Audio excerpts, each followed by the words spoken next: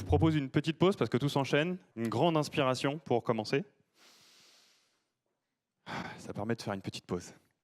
Alors, hier, quand j'ai préparé ma presse, je me suis dit que j'allais vous parler de corporate hacking, que j'allais vous parler d'intrapreneuriat, d'expérience employée, que j'allais mettre chatbot et intelligence artificielle dedans. Bref, une belle liste de buzzwords. Et puis, je ne sais pas ce que vous avez fait hier soir, mais moi, je suis tombé sur l'émission de Frédéric Lopez, la nouvelle mouture de Voyage en terre inconnue. Et du coup, je me suis dit qu'aujourd'hui, j'allais plutôt vous parler d'humains, en fait. De gens qui interagissent ou qui vont interagir ensemble au quotidien.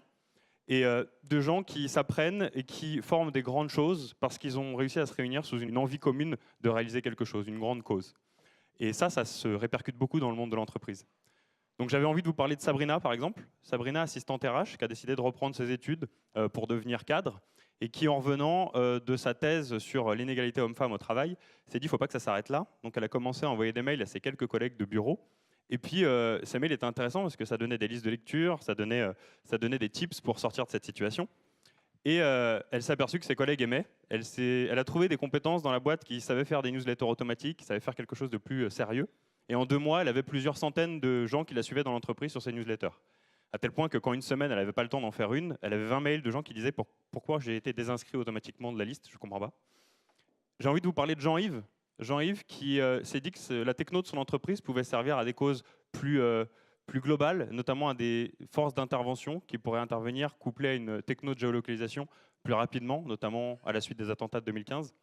Et il a trouvé un sponsorship fort dans son entreprise qui a permis de convertir des managers qui n'y croyaient pas. Et aujourd'hui, l'équipe de Jean-Yves, c'est une structure autonome qui est sponsorisée, dont son entreprise originale a investi. Et je peux vous parler aussi du sourire de Laurent quand il serre la main de son PDG ou qu'il serre la main du ministre de l'économie parce que son projet a été plébiscité, un chat sécurisé alors que le projet n'existait pas encore il y a quelques mois. Toutes ces histoires, on en voit tous les jours chez Creatrox.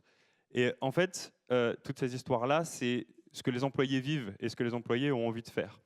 Et moi, je m'appelle Raphaël, j'ai passé 10 ans dans une grande entreprise, j'ai été intrapreneur et aujourd'hui devant vous, je suis entrepreneur pour en parler. Et des Jean-Yves, des Sabrina, des Laurent.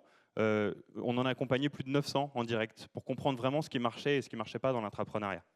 À la suite d'événements qu'on a inventés, des talks pour permettre à n'importe quel collaborateur de partager une expérience ou des make-it up pour leur permettre de créer une équipe et de lancer un projet.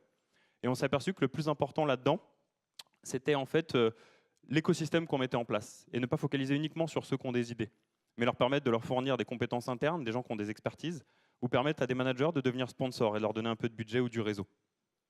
Et c'est pour ça qu'on a eu envie de créer une application qu'on a appelée Makers.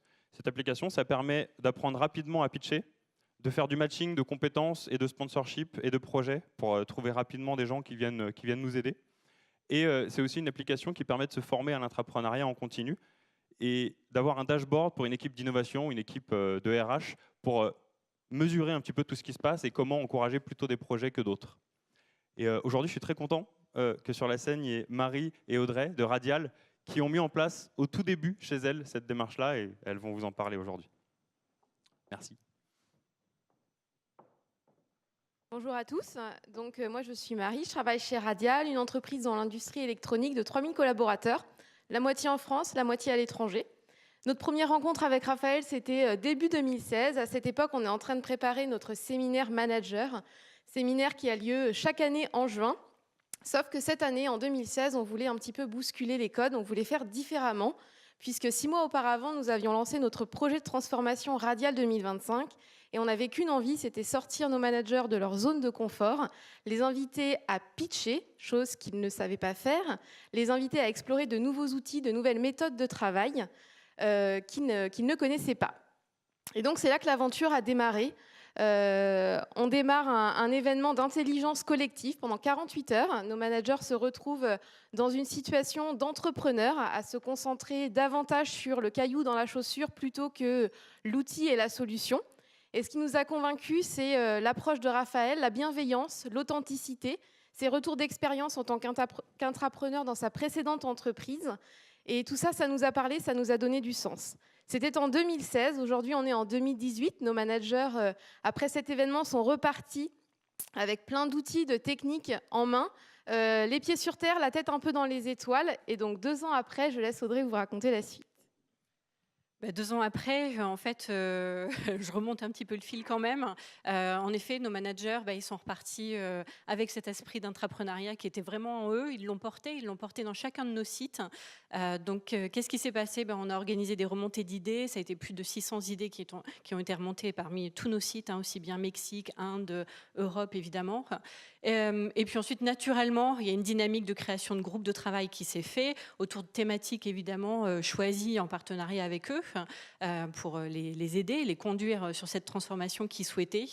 Dans le même temps, Radial était en train de redéfinir les valeurs clés, vraiment, qui nous animaient tous, les 3000 et quelques personnes que nous sommes.